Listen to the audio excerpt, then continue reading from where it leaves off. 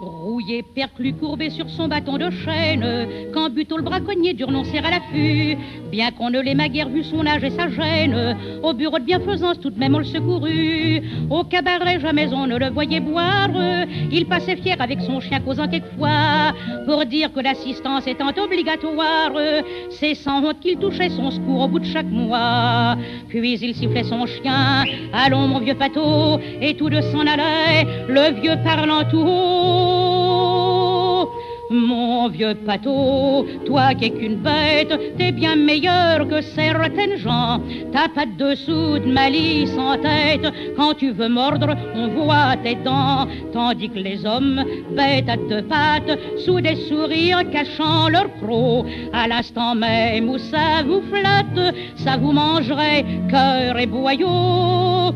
Personne, nous deux Pato, n'a pu nous humilier. Moi, je n'ai jamais eu de maître, et toi, t'as pas de collier.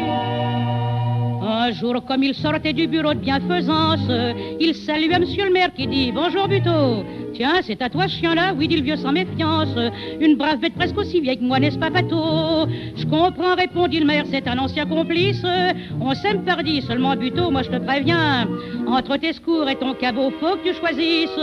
L'argent des indigents n'est pas fait pour les chiens. » Et comme le vieux ne voulait en faire qu'à sa tête, on résolut de comprendre mieux que lui ses intérêts. Un soir dont lâchement on tira sur la bête, qui toute sanglante revint s'étendre auprès des chenets.